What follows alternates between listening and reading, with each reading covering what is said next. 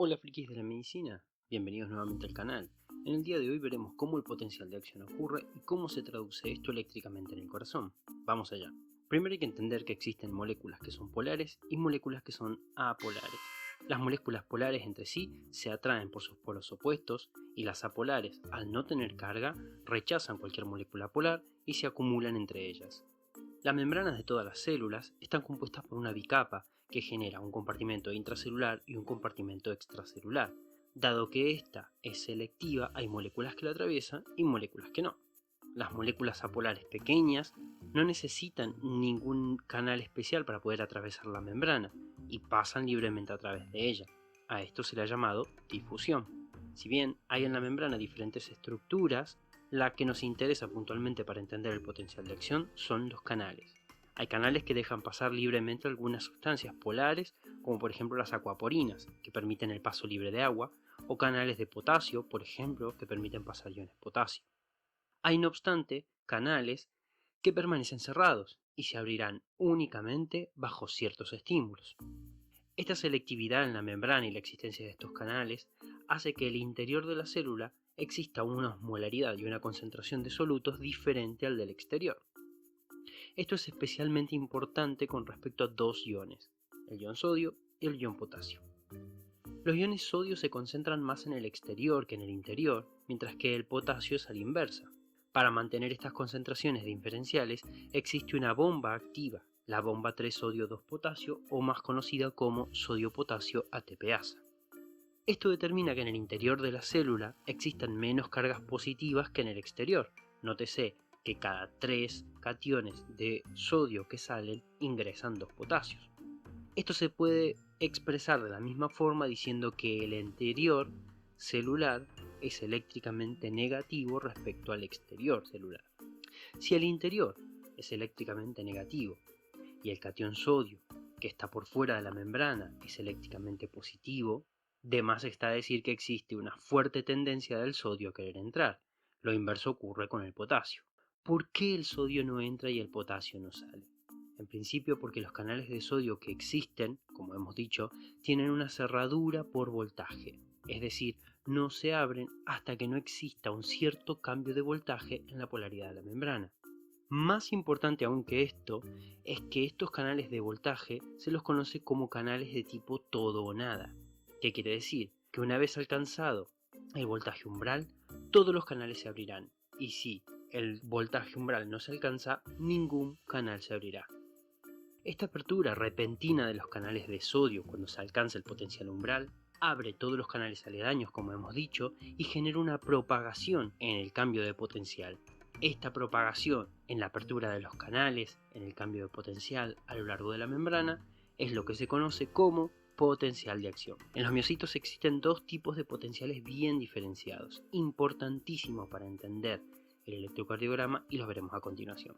Si graficásemos el potencial de acción de un miocito cardíaco según los cambios en la polaridad de su membrana, o si estudiásemos los movimientos de los iones a través de esta, reconoceríamos cuatro fases del potencial de acción muy bien diferenciadas. Una fase 0, en la que la membrana permanece en reposo, aparece un estímulo que ocasiona el cambio en el voltaje de la membrana, llegando hasta el umbral. Una vez llegado al umbral, se abren los canales de sodio, ingresan al interior, haciendo el interior muy positivo en forma brusca, y es lo que genera este pico en la gráfica. En la fase 1, pasado un brevísimo periodo de tiempo, los canales sodio se cierran abruptamente a la vez que se abren dos canales, los de potasio, por los que va a salir potasio de la célula, y los de calcio, por los que va a entrar calcio a la célula. Como los canales de potasio son más rápidos que los de calcio, se genera un breve periodo en el que la membrana se comienza a negativizar. No obstante, al comienzo de la fase 2, los canales de calcio, que ya se han abierto, comienzan a meter calcio. Este posee dos cargas positivas compensando la salida del potasio, y dado que la salida y el ingreso de carga se ha compensado, no hay cambios eléctricos. Esto es lo que se conoce como fase de meseta.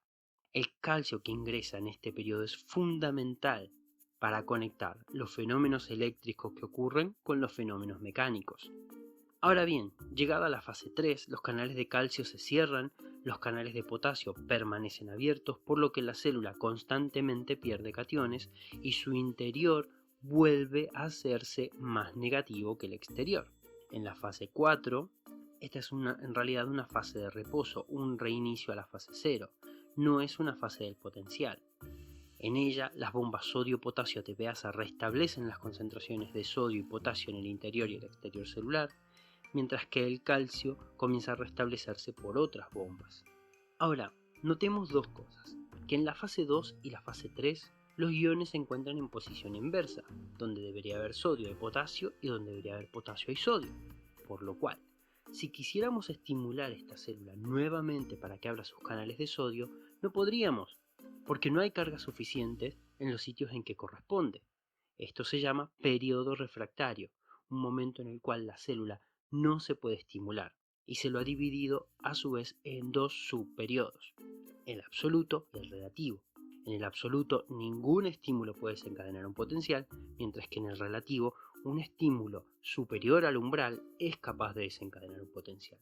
Y si recordamos ahora dos cosas respecto al video anterior, y si no lo vieron, aquí les dejo el enlace. La primera es que mediante los gaps el potencial de acción se desplaza de una célula a otra, lo que genera que si una célula se despolariza, todas las demás lo harán en la medida en que el potencial de acción las alcance. Claro que se despolarizarán primero las que están más cerca y las que están más lejos lo hacen a su tiempo. La segunda cosa que se une a este video es que cuando una célula se despolariza, el calcio contribuye al cambio conformacional del sarcómero, lo acorta. Y como los sarcómeros están unidos entre sí, toda la célula se acorta. Y como todas las células están unidas, todo el órgano se acorta. Y como es un órgano tridimensional y hueco, el órgano se achica. El latido es un ensanchamiento y achicamiento del corazón en respuesta a un potencial de acción. Nos queda por ver la diferencia entre el potencial de acción de las células cardíacas contráctiles y las de conducción. ¿Por qué necesitamos los miocitos de conducción? Bueno, los GAPs y los miocitos cardíacos contráctiles son eficaces en transmitir el estímulo, pero son lentos y dependen sí o sí de un estímulo externo. Ahí es cuando interviene el potencial de los miocitos automáticos y de conducción. ¿Cuál es la diferencia? En principio, la fase 0 no es brusca, dado que existen canales especiales llamados canales de corriente IF, que no se abren por voltaje estrictamente, sino que se abren cuando inicia la fase 3 y permiten una entrada progresiva a cuentagotas del sodio en el interior celular. En algún momento, esta entrada progresiva alcanzará el umbral y disparará un potencial de acción. La fase 1 no existe prácticamente, la fase 2 y 3 son continuas y, recordando que la fase 3 da inicio a la fase 0, el ciclo es repetitivo. Una entrada progresiva de iones sodio, se alcanza el umbral, despolariza, vuelve a repolarizar y nuevamente entrada progresiva de iones sodio. En ambos tipos de células, el gasto de energía se produce al final de la despolarización, cuando las bombas sacan los cationes del interior celular y durante todo el reposo para mantener los cationes en su correspondiente compartimento. El miocardio gasta más energía para mantener el reposo que para despolarizarse. Dado que las células del nodo SA son las más rápidas en despolarizarse automáticamente, entre 60 y 100 latidos por minuto, son las que dominan el ritmo cardíaco. En el miocardio, dadas las características particulares de su histología, la despolarización y la repolarización va a ser en sentido inverso, y esto es muy importante tenerlo en cuenta junto con el resto de datos que hemos aportado en este video. Les prometo que ya le encontrarán la relevancia a todos ellos. Veremos a continuación cómo es que la conducción a través del miocardio determina la morfología del electrocardiograma. Los veo en el próximo video. No se olviden de me gustear, no se olviden de suscribirse, no se olviden de compartir y comentar. Cualquier duda será bien recibida. Hasta la próxima. Chau.